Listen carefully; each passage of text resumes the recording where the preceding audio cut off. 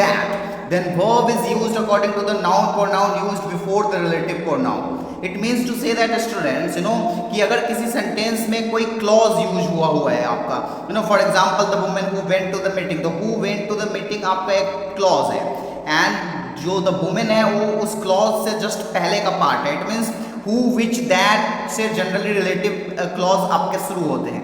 तो relative clause में अगर आपका रिलेटिव क्लॉज से पहले जो नाउन है तो उस नाउन के अकॉर्डिंग आपको वर्ब यूज करना होता है. जैसे यहाँ पे वुमेन पुल्लर में है तो यहाँ पे वर्ड यूज किया गया है. ये who went to the meeting से आपको मतलब नहीं है, ये मीटिंग के अकॉर्डिंग आपको यूज नहीं करना है. आपको जो फर्स्ट सब्जेक्ट यहाँ पे यूज हुआ है रिलेटिव प्रोनाउन से पहले, हु से, विच से, दैट से पहले जो प्रोनाउंस यूज होते हैं उनके अकॉर्डिंग आपको स्टूडेंट की. जैसे इसमें आप क्या पढ़ोगे, it is I who dash helping them. Many student think that in this sort of situation is correct. बहुत सारे स्टूडेंट्स को ऐसे सिचुएशन में इज करेक्ट लगता है कि it is I who is helping them, but that's wrong. यहाँ पे आई है आपका, तो इसके लिए आप यहाँ पे एम का यूज करोगे. It is I who am helping them. That's the correct sentence है. So I hope that all of you would have understood rule number 6. Now let's see rule number 7. Students, I have already explained till rule number 5 in my first video, and I also explained the concept of subject verb agreement. So you need to watch that video to understand this one. Let's see the rule number 7.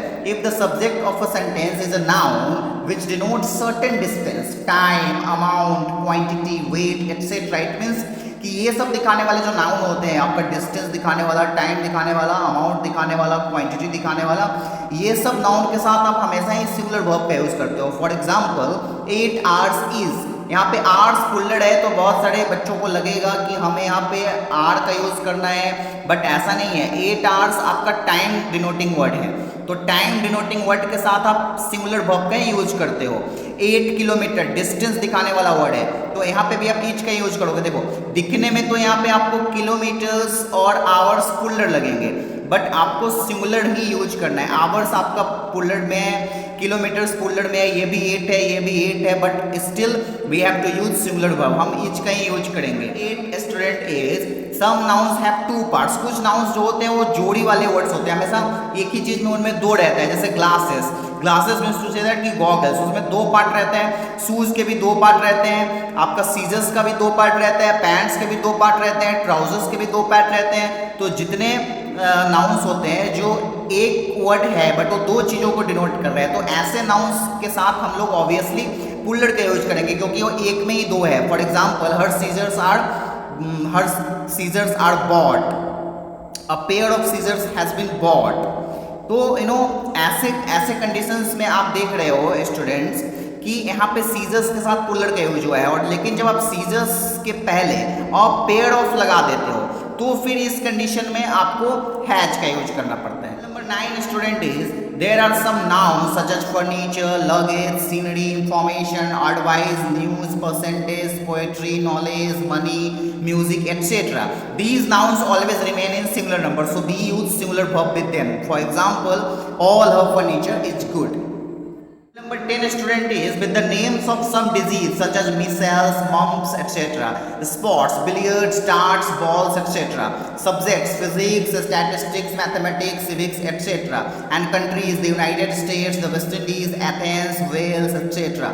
ये सब के नाम में ही spelling में ही आपका S है last में. यहाँ पे देखो आप एस है, यहाँ पे एस है, यहाँ पे एस है, यहाँ पे एस है. तो ये सब के नाम में पहले से ही एस है. इसका ये मतलब नहीं है कि ये पुल्लर में है, इनके स्पेलिंग में ही ये एस है. तो जिनका स्पेलिंग में ही लास्ट में एस रहता है वो उनके साथ आपको सिंगुलर का यूज करना है, क्योंकि वो उनका पुल्लर नहीं है, वो तो उनके स्पेलिंग में ही एस है.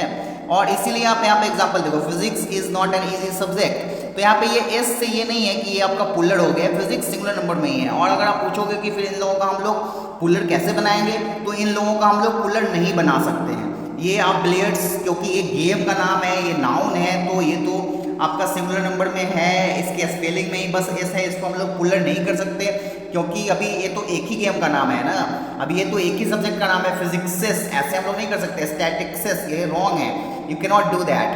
So I hope you have understood rule number 10.